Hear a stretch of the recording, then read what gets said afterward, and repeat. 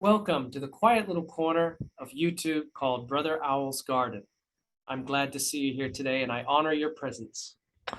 Wonderful to see you again, Oh, Brother brother. Kiara, same. Wonderful to have you. This is our third conversation. What a blessing. I really appreciate your willingness to share. Thank you.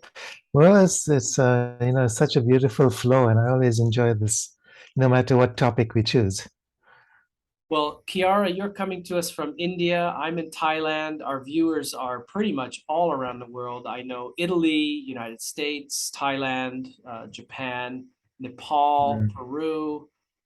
These are the ones I know. There's most I actually don't know where they are, but it's wonderful to be able to connect with everybody. So thank you for Mm. viewing Mm. today. And Kiara and I uh, got a little excited about a topic that came up that we've decided to discuss today. Of course, as always, unrehearsed, live, just in the flow. And it's a topic basically about how we in the world are like a microverse in the macroverse, and how this world is also like a macroverse within us. And, the world as a Yeah, metaphor. absolutely. It doesn't make sense to the third dimensional mind, but then very few things do anyway, Right. because, this mind is not here to make sense of the universe. It's here simply to, be a vehicle for whatever needs to be done practically on this earth. Mm, Um, that's the analysis and decision making function of the rational mind. mm, But, as soon as we start delving into this larger mind and this larger awareness of reality with the capital R, we very soon realize that it's not what it seems. And as the alchemists would say, as above, so below, as within, so without. And what does that actually mean?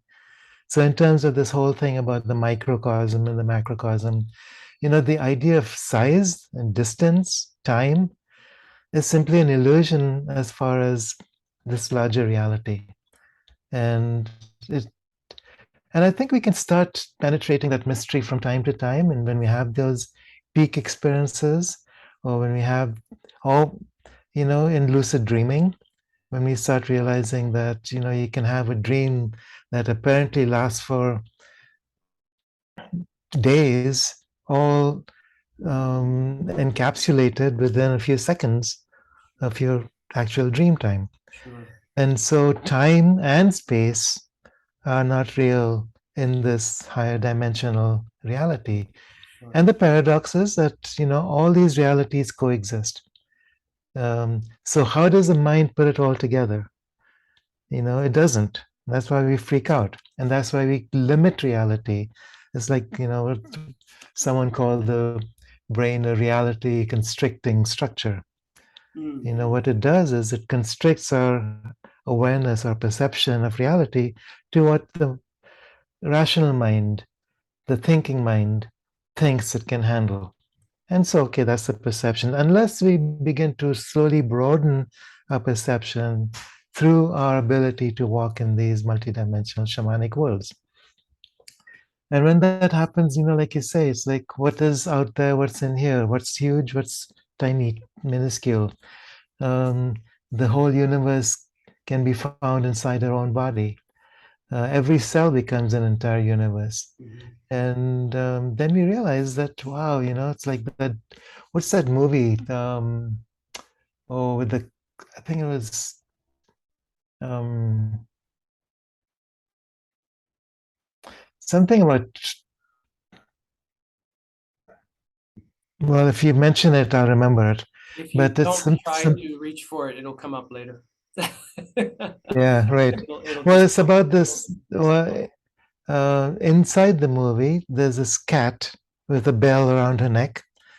And it turns out that this bell is actually an entire universe. And so then there's beings, and just like we live in this universe with multiple star systems and galaxies, yeah. planets and realities and species, all of that is, encapsulated within this tiny little bell around the neck of a cat.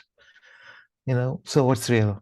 Well, I don't think I've seen that movie, so I can't help you with the title. Maybe somebody would put it in the comments if you happen to recall it. Mm, But I think that what that illustrates and what we're sort of pushing the dust away and looking at here is it seems as if what we'll call the universe, or the which is of course multiverses, it seems to be fractals. yeah. Seems to be fractals. Even quantum physics, science, which is always catching up in its empirical method to what the mystics and Mm, sages have always already just known. Um, there seems to be no limit to how far out and how large we can look as technology advances and allows us. And in kind, likewise, in the other direction, there seems to be no limit to smallness. And of course, mm, these are both relative terms, relative to what? Where I am, relative to yeah. me as I perceive me in this space. But it seems that, the Mandelbrot set, the fractals, Hmm. the fingerprint Hmm. of God, it just, everything is just a spiraling infinity. And where you stand depends on where you sit. Oh, well, that's Yeah. huge. Might be Yeah. microscopic to Yeah. another being. Yeah. Exactly. Well, you hit it on the nail on the head when you said that it all has to do with I. Yeah. It's what is my perception? What is my definition of I? Mm. And for most of us in this state of consciousness, I is defined by this body shell and what's inside this, when we perceive everything as inside this shell as me. Whereas the truth is, in altered states of consciousness, the I becomes much larger. The I becomes the entire universe. Um, like a dream. When you're dreaming, everything that you dream about is inside yourself. You only realize that when you wake up from the dream, right? So every aspect of the dream, whether it's another person, whether you're driving down a freeway, whether you're being attacked by a lion, all of that is inside the dreamer's head, You know, which you you only realize after you wake up. right. And you might ask the question, is my mind in me or am I in my mind? There Where we do go. I exist? Yeah, Perhaps I yeah, exist in the mind of the all, you know. yeah, yeah. And the Celts had a belief about the soul, which is quite different from what most people assume or presume when they talk about soul. Oh, your soul is in you, meaning it's Mm, located within this shell of body. Some mm, people say either here or perhaps above the head. But the Celts mm. believed that your soul was like a large sphere, an auric sphere, and that your Yes, body is in that. So your body is yes. in your soul, not your soul is in your body. Yeah, yeah. And regarding the what you experience and dream is happening within you, I wish I could remember. I so often forget who said it, but I remember the point. The total number of minds in the universe is one, if you happen to know who is credited with that quote.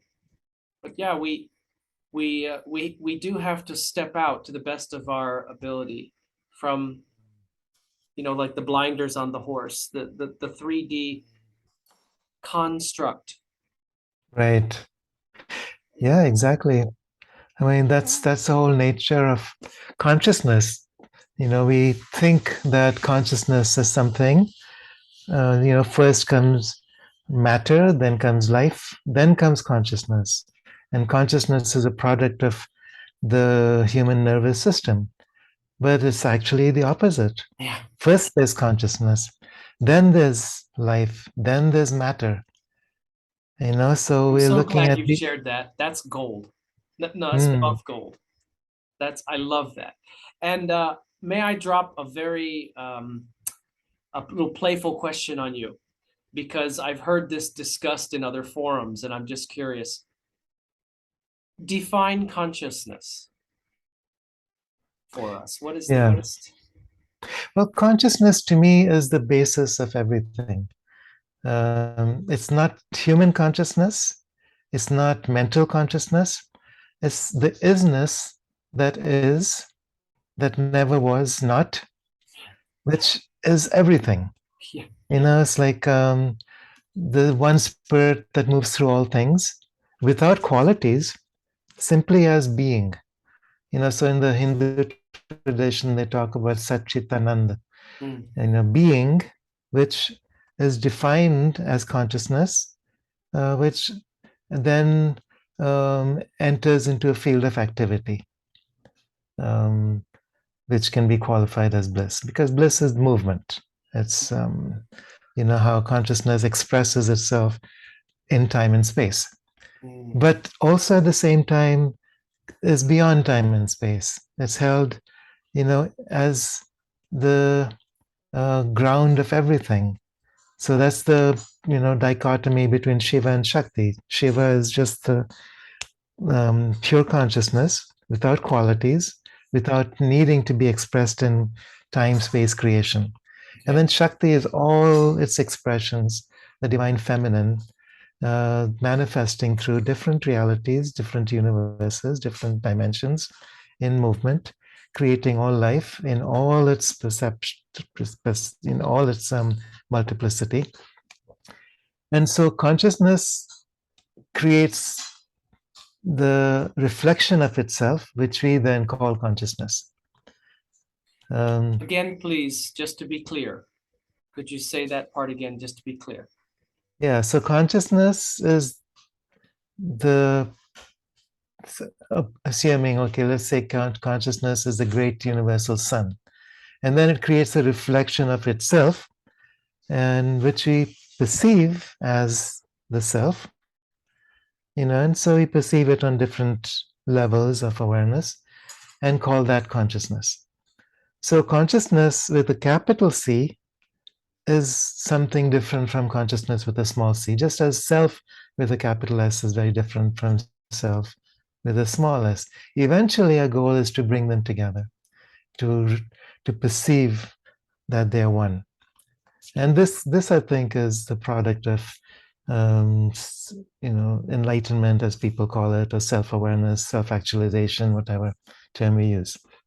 That we are the fractal nature of reality, we see right through it, and we penetrate through the heart of creation and become the creator, or experience ourselves as the creator. And then that creative force, is vitally available in our journey of life in ways that we never expected. Sure. The universe shapes everything around us as if, it's acting through this universal will, and we just follow that river. It's like, we talked about the Tao. It's this river, or the flow of life, and we follow it rather than create it. So when I say we now, I'm talking about the personal self. So it's like the personal self is the tiny drop watching this great ocean, which is the universal self, move through the drop.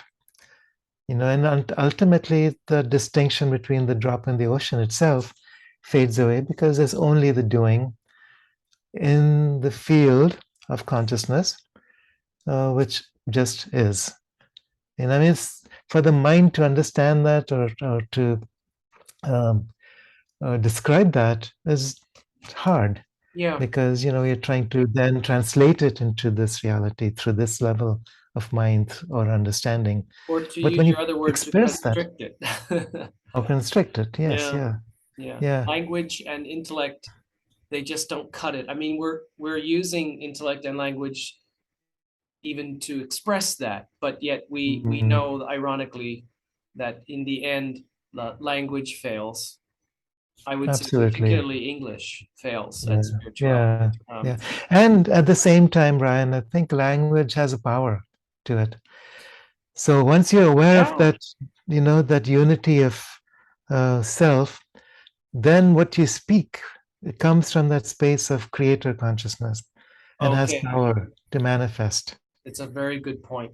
Yeah. So that's what the rishis would do, when they spoke a mantra or when they made a statement, it had the power of the entire universe backing that Right. statement or that Right. mantra, and it was a creative act.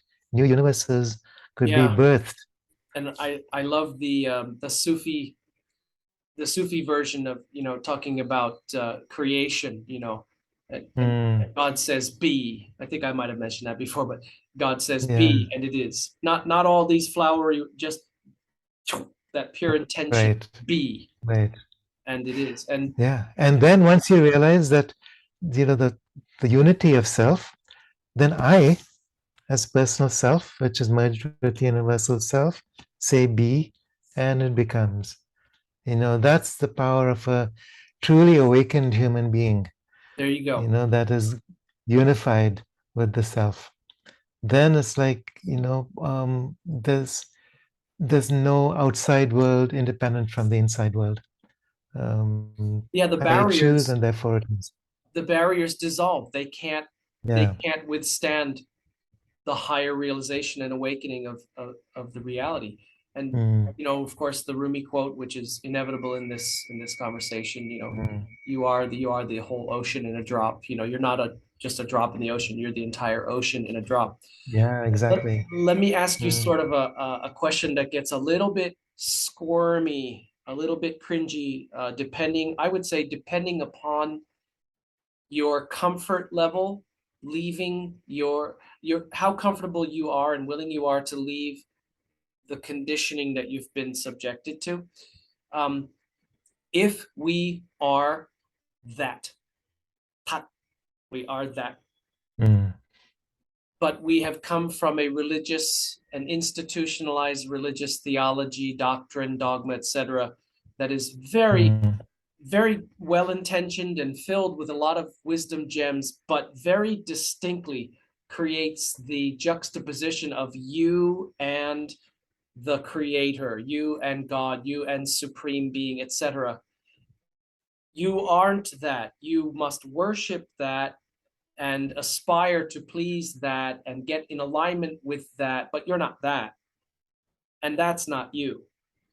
And also side by side with that is the slightly confusing issue of that realization, oh, I am that, I am God. Does that mean that you are the God that is the source, or you are one with, mm. of the exact same essence and Right. inseparably connected to? But it's not saying, oh, wait a minute, I am the one that created this universe, or am Mm, I? Could you mm. sometimes Yeah. get into Well, I that? totally understand. So, in the Kashmir Shaivite tradition, they talk about tattvas. So, tat is that, and there's levels of thatness. And they talk about 36 tattvas, Ah, 36 levels of thatness. So, the first level, if you go all the way out into infinity, is thatness beyond time, space, beyond creation, beyond qualities, beyond anything that can be defined, infinite and eternal, and just present. mhm. Then the next level is the complementarity of Shiva Shakti, consciousness as the still point, and Shakti as a manifestation in time and space from that source point, which is infinite. So So like again, you have being and infiniteness, engagement of being. but now it's divided. Yeah. So now this is the first entry into manifestation or creation. Right. So then from there, you have maybe, I think there's five or three aspects, which has to do with now that you're entering into time space. There's the Ichha Shakti, which is the power of will, and then um, the the power of mind, and then the power of action, or intention. And they're slightly different from each other. So, from one perspective, you say, I am that, but your focus is on I am all of that I see. The other is, I am that. So it's like everywhere you look, that I am in everything. And then the third is where this is the activity where you hold both. I, the universal self, and that each individual self, and they're one. And then from there you go through the veil, what some call the veil of Maya. Then you engage into the dimensional qualities of time and space. And at this point, you then start to break it down. So there's, and they have their whole system of what you do in these practices. You identify with all of these different things. So you break it down through all the dimensions until you finally come down to the, what you could call causal worlds, astral worlds, and then finally the etheric physical worlds. And then each time you begin to descend through time and space, through different dimensional qualities, you realize I am that. And you keep that connection strong. So you've started with I as infinite consciousness, and you move through all these 36 tattvas, and I am this elemental consciousness expressing as the five elements, being perceived through the five senses, through different sense organs, and through different motor organs. So it's, locomotion, touch, smell, whatever. But you begin to find yourself in all of this, and you take as much time as you need to feel yourself within each one of these tattvas. And finally, it's like you've built the bridge, you've merged them. So you're not, when you say then that I am God, it's not a statement spoken from this level of mind. It's spoken as a matter of fact, because you perceive yourself on this level, in this dimension, in time and space, while at the same time connected through all the of creation out to infinity, beyond the manifested worlds. And so you're holding it. So that's the ocean within the drop. Yeah, I was just going to say the same thing. There is you could think of it as a scale of degrees from the macro to the micro. Or I remember sitting on the front porch with my mom having a talk about this exact topic. And I said, I think that what we perceive in what I would call the subjective local is completely different and limited compared to what is actually the universal all. And yet, are we not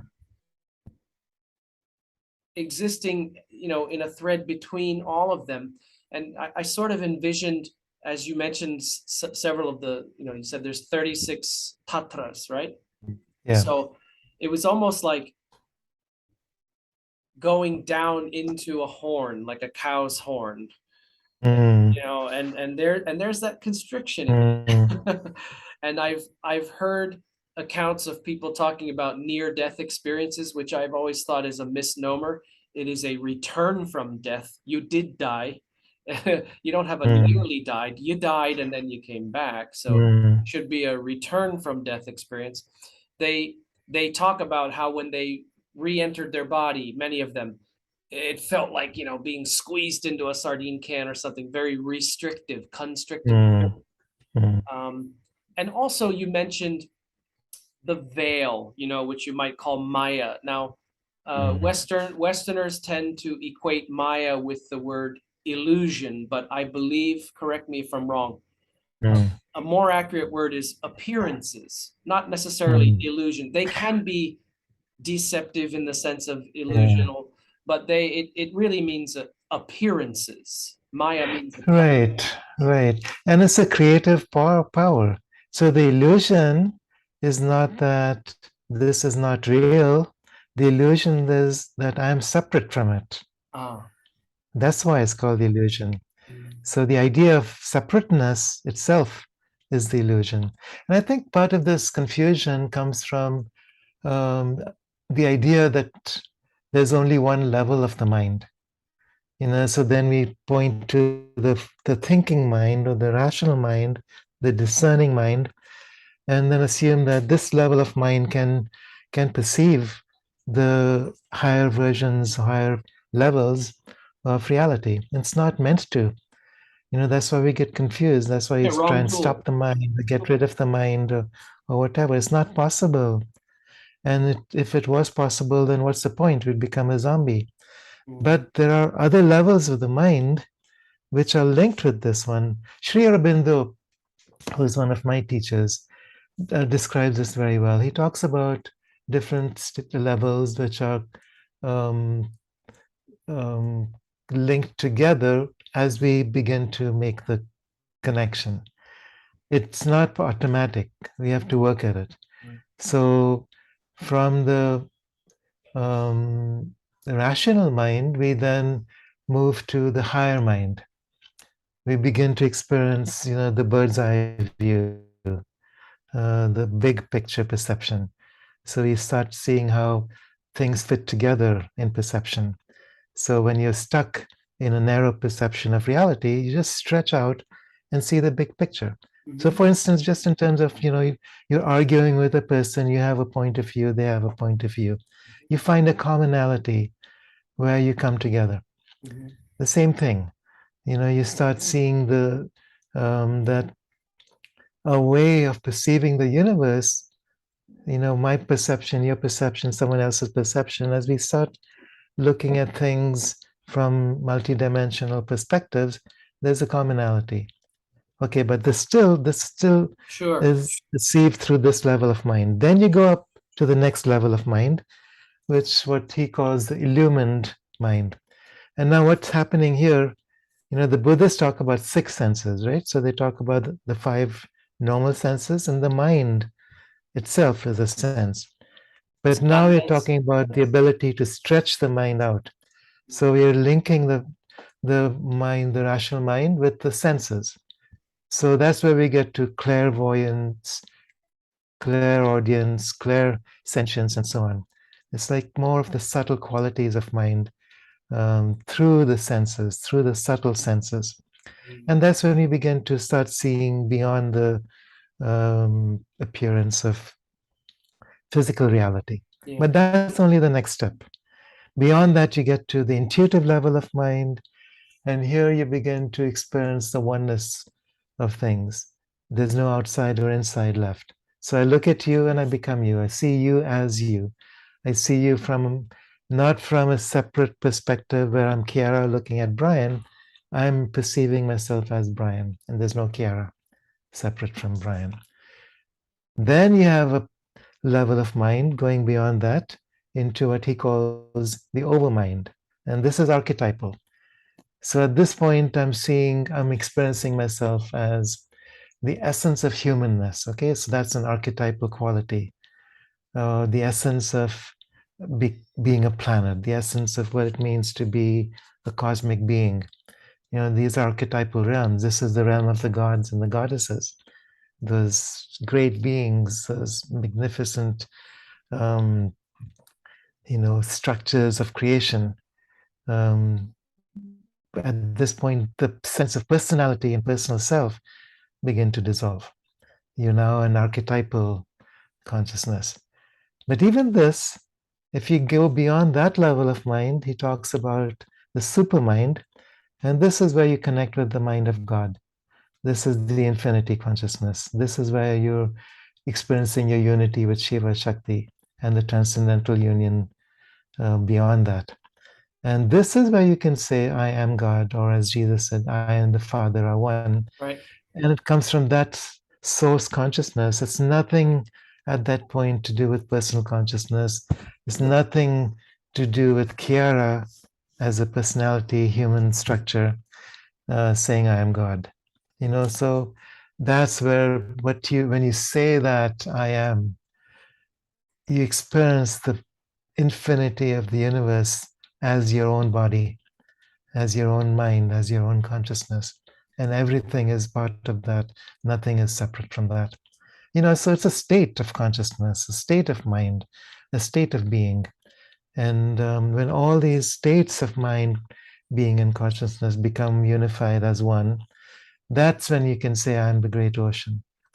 And that's what God represents. So most of us only, at least until we've done a whole lot of initiatory practices, don't even begin to glimpse those levels of mind. We may be acting from the higher mind, possibly the illumined, maybe occasionally the intuitive mind in a state of peak experience, but rarely beyond that. So someone like Jesus or any of the masters, the Sufi saints or whoever, Buddha, they were able to dissolve that personal identity to the extent that they could reach into the intuitive levels of mind and beyond. And at that point, you could say, yes, I am that. And actually make that a statement of experience. It's not an empty, statement of, yeah, I'm God. Look at me, worship me.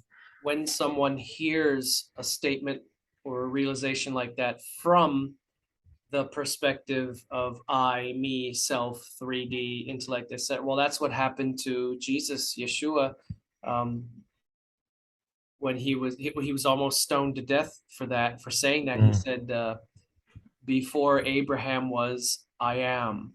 And then he cited to them or quoted to them their own scripture, know ye not that ye are gods. And they went berserk. This is absolute blasphemy. You're saying that you lived before Abraham and here you are now, and you're saying that humans are gods.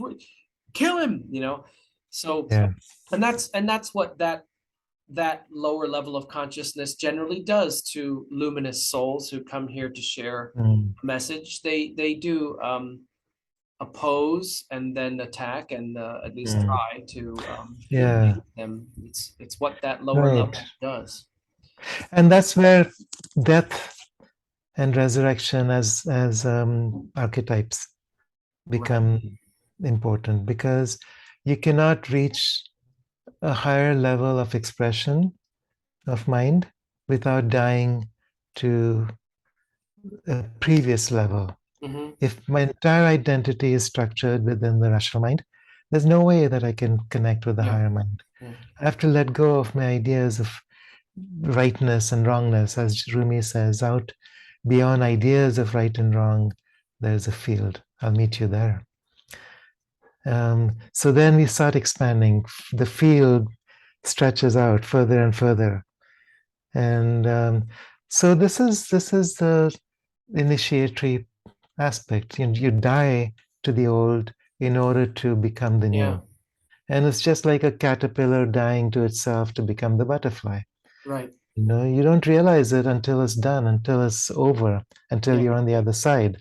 Until then, it's this insurmountable barrier. That's what the veil of Maya represents. It's a veil from this side of the veil. From that side of the veil, it's not. I think that the veil is is part of a bundle that comes with having a sense of self and separation. You could say ego, or you could argue that that's not the best word, but perceiving you as an individual and a separate being from the is. Well, now you get a veil. In other words, the veil is you. The veil is the optical result of your misperception of separation and I am me, that kind of thing. I am this body with this name and this life, and that kind of thing. And on this level, if you want to look down at this level, it's hard not to think that or presume that. So it's understandable, but it's limited, and it's not seeing the big picture, the macroverse. Well, let's do a thought experiment. All right, so suppose I come into this world and there's no language, nobody speaks to me. I there's no books, reading or writing. Um, so there's no idea of something different from me. I'm not labeling anything or identifying anything. Everything I see is what is in that moment, beginner's mind. And there's no need to interpret or identify reality. So I'm simply perceiving as is. I'm not trying to put it inside a box. I'm not trying to understand it. I'm not labeling it in any way. And I'm not judging it in any way. Nothing is good or bad. That's the level of mind that a baby comes in with Exactly. Yeah. until it learns, until it becomes conditioned to the world around us, to the belief systems of people around, and becomes socialized. At that point, it becomes this encapsulated creature. At that point, it becomes like a reality constricting valve. Right. But that's not, that doesn't mean that we have to remain in that. So I think part of the initiatory path is returning to source, returning to beginner's mind, and making that our way of perception of reality. Okay, so both can coexist. I see myself as an individual existing in this world separate from the world around us on this level of the mind. And at the same time, I'm aware of these other levels of mind with the other perceptions of reality coexisting. And I can switch back and forth very easily. So, um, for some people, they require psychedelic substances or experiences to be able to move from one state to another state. But it doesn't have to be. I think once our reality becomes fluid enough, we can move between these levels of mind, simultaneously aware that we're all of that. That's the nature of these tattvas. So the meditation on the tattvas provides that ability to create a bridge between these different realities, between these different levels of the self. So from that level, Jesus could say, "Yeah, I am this humble creature, speaking with you in front of you right now, holding certain memories, and as I connect with another aspect of myself, I can say I was Yeah. before Abraham." It's One like doesn't exclude the other. it's like thinking. I had kind of talk about metaphors. If you perceive Mm, yourself as a hangnail, and then you awaken to, oh no, I'm actually the fingernail. Oh no, no, no, no, I'm the finger. Oh wait, no, mm, I'm the mm, hand. No, I'm the arm. No, I'm the whole body. No, I'm beyond, I'm the planet behind. It's mm. kind of like, how small in this fractaling Yeah, manifestation do you yeah. want to see yourself? And inversely, how grand and whole and vast are you willing and able to Mm, perceive yourself as well? That is very scary for a lot of people. And mm, I can understand that. People feel, mm, there's a loss of control to some extent to look that largely at who you are. mm. And Yeah. but I think that, like rivers, all the rivers lead to the ocean. I think we inevitably are chugging along towards that, Mm, no matter how long we mm. want to take at it. Exactly. You know, Yeah. Well, the whole idea of control is overrated.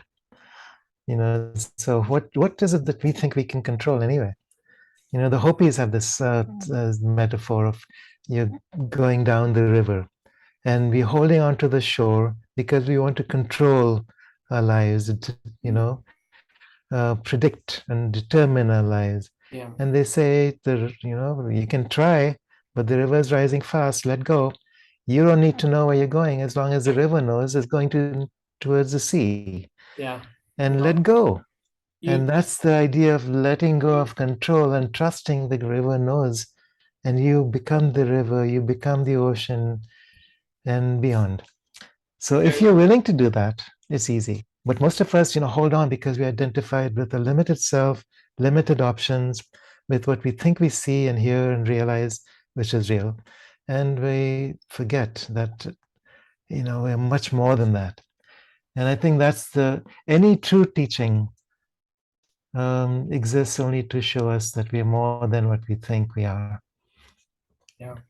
And you reminded me of the Zen proverb, let go or be dragged, let go or be Yeah. dragged. And I think that I'm not defending this, I'm just trying to understand better or explain better. But I would say that Mm, a fixation or a need for yeah. control is simply an expression of fear, and also Mm, distrust in self and the is, the flow, God, mm, divinity, whatever words, there's mm, some mistrust, not necessarily mistrust, but distrust, lack of trust, and fear. Even though you're mm, right, what do mm, we really control? Hardly anything, mm, if anything at all. mm. But Yeah. the illusion Yeah. of it is comforting Yeah. when you are grasping for Mm, control. The illusion will do. right. Yeah. Yeah. And there's a beautiful meme that I saw. One Zen monk speaking to another Zen monk, and saying, "Relax, nothing is under control." Yes.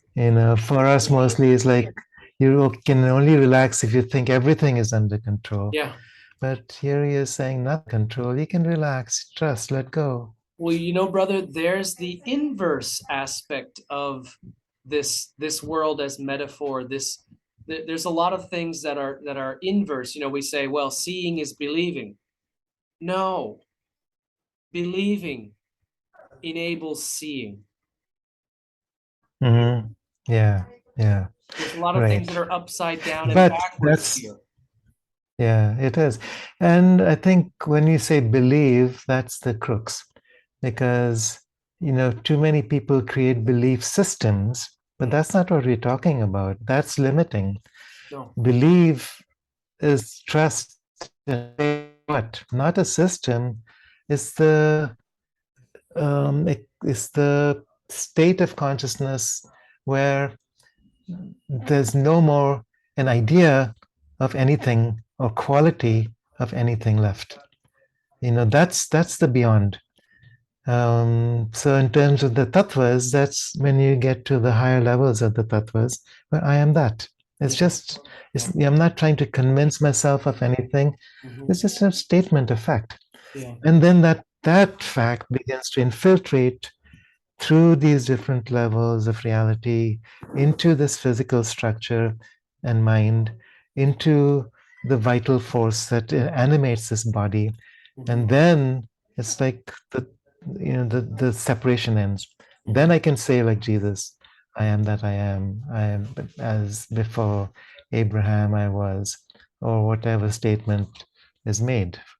And that level of consciousness bypasses time and space. So from that space, I can say, rise. And even if your Right. body is, dead, it can resurrect. From that level, you can say heal. And the healing force penetrates through all these intermediary levels of existence, and miracles happen. That's the nature of miracles. It's about bypassing the linearity of time and space where things take time to be established in this world. From that level of consciousness, I can say, I see a beautiful world arising from the ashes, and I make it so. Mm. So it's like even one person, I mean, I'm talking about ideal, even one person from that statement, with that level of awareness and avatar consciousness can literally change everything, create a whole new world based on harmony, truth, beauty, justice, and life. So, Absolutely. this is the challenge that we're given. We are not here to argue about stuff on this level of consciousness and fight about what's right and wrong and good and bad. But we're here to transcend all those opposites, to unify with all there is, every aspect of truth existing within everything. So then you and I are not enemies. I'm not here to control anything or dominate anything. I Yeah. don't have to worry about survival. I don't have to worry about anything. Yeah. There's no fear because everything out there is an aspect of me. That then becomes an expression of divinity that can change the world. And that's what the masters call us to express. And it takes time. And I think a lot of people get discouraged because they're not there already. How can it be? It's like, you're asking a 2-year-old child to grow up overnight.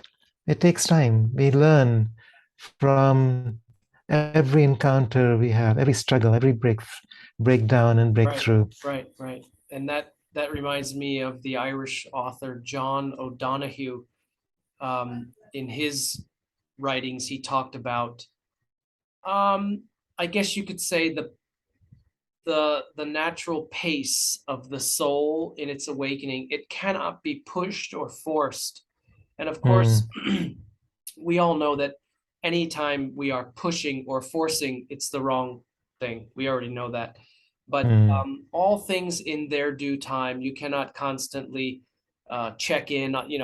But I think he used the metaphor of digging up a seed to see if it's sprouted. You'll just destroy it. So mm, all things in their own pace, and the soul has, when the soul is ready to awaken to a new level of consciousness, awareness, and connectivity, it, mm, it does. mm, And I don't think you can stand mm. in its way for too long at all. I don't think Yeah, you can yeah. endure.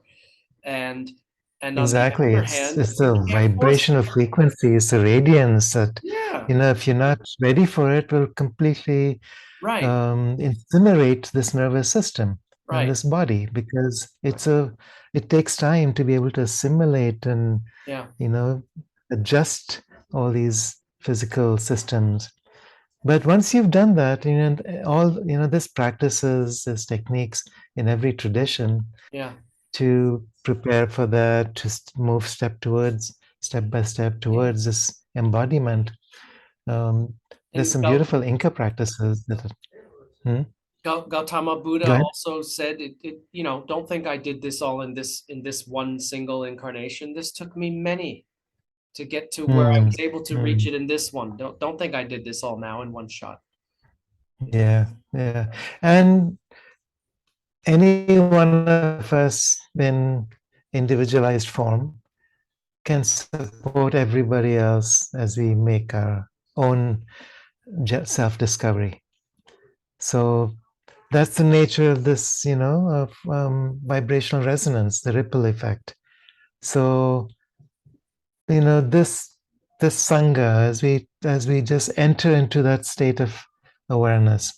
So earlier we were talking about the self as self-awareness, letting go of the personal self, joining with the universal self in awareness, realizing that consciousness is where it all begins, and human consciousness, what we perceive as human consciousness, is where we are now, and we are creating a bridge. So once we create that bridge, the moment we hold that door open, you open that window, I can speak from that presence and say, I am that, and I'm very much human, but at the same time, I can speak from that presence and say, I'm God. Yeah. I'm absolutely one with that infinite consciousness beyond and within all things. And Um, Kiara, what about the issue? You make me think of something that, especially in some religious traditions, there seems to be uh, a revulsion of having a body, a revulsion of the flesh. mhm, You might find in some early Christian teachings that the flesh is corrupted and evil. And then in the Buddhist traditions, you may find the same kind of perception. Oh, the body is mm, absolutely disgusting. And I've even seen Buddhist monk friends of mine on social media posting pictures of decaying corpses as a mm, statement of, do you see how awful the body is? Don't identify with it at all. mm, And yet here we are, human beings, meaning being human. We we either came here because we had to, or we chose to, or some combination of both, it would seem.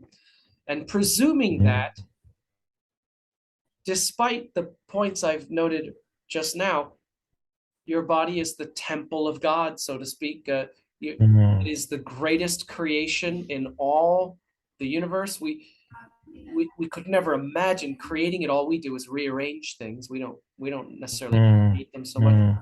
And what an incredible gift! What an incredible vehicle! What an incredible interface for direct personal experience, which is the greatest way for learning and thus advancement and evolution and awakening that there is.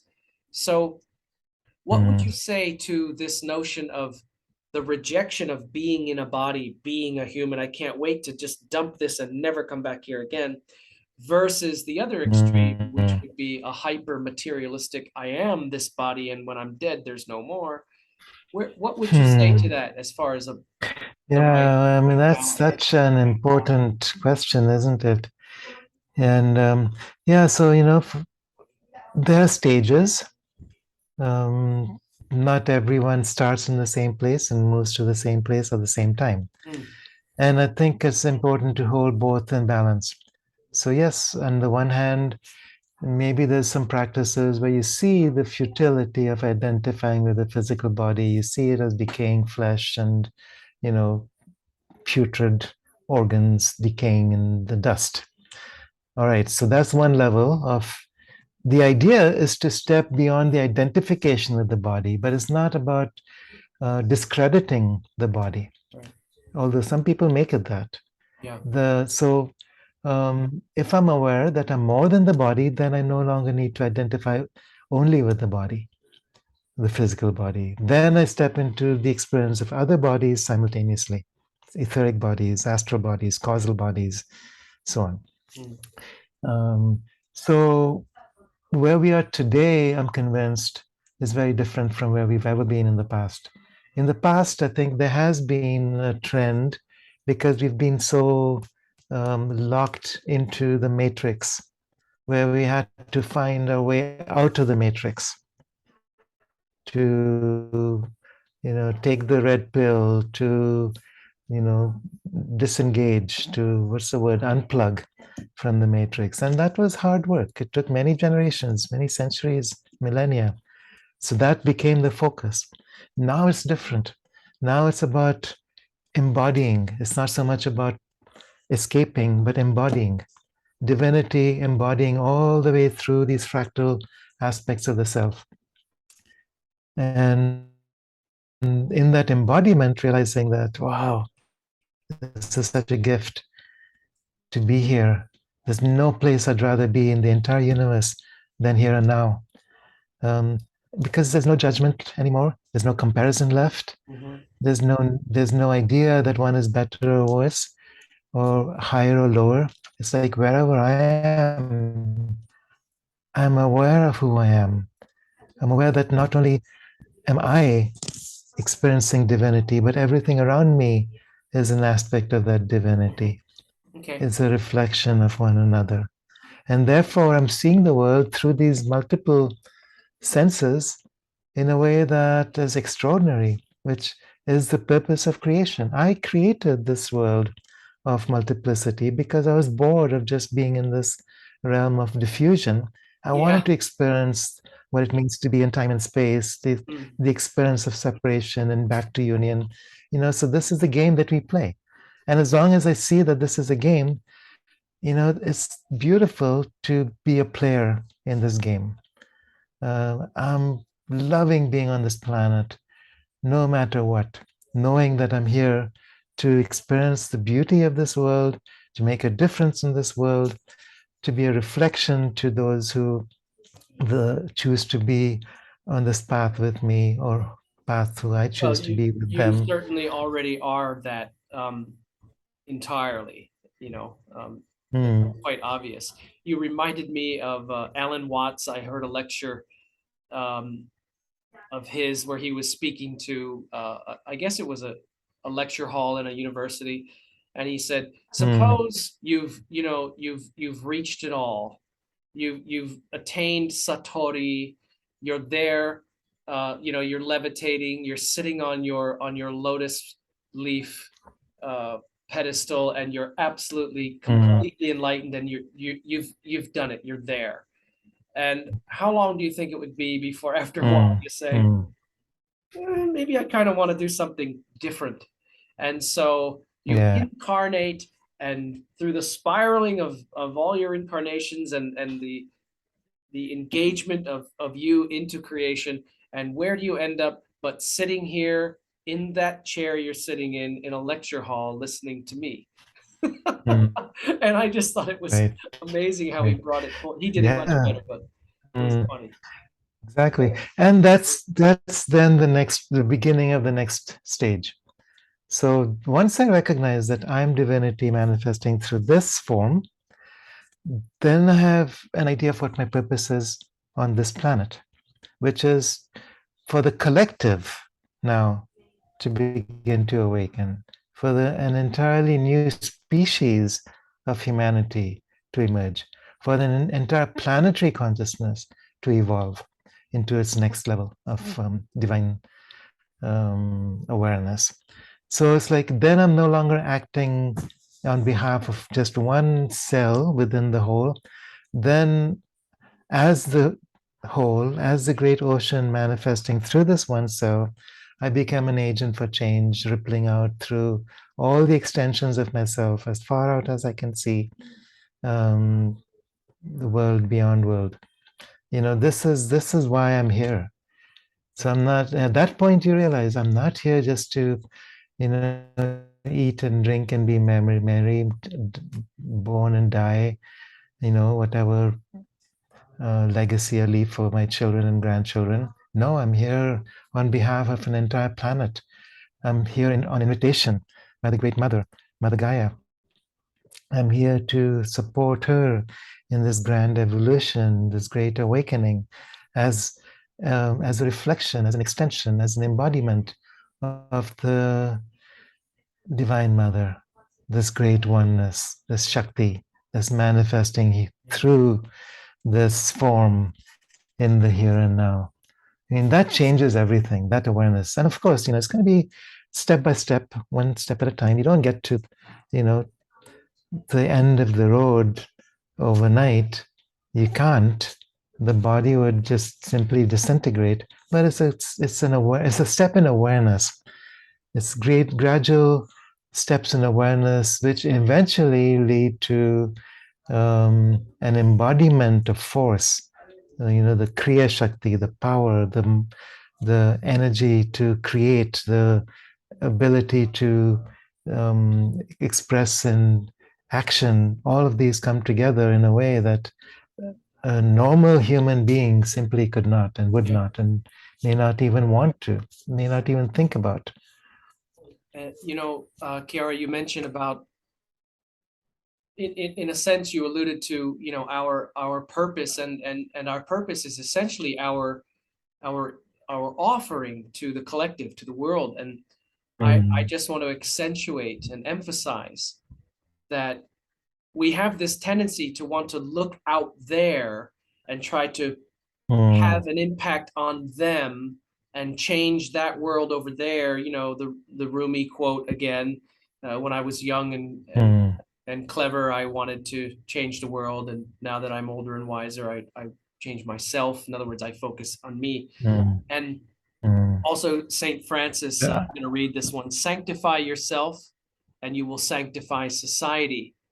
What we're Mm, talking yeah. about, and of course the Ramana Maharshi and Ram Dass quotes that I always throw in there about Right.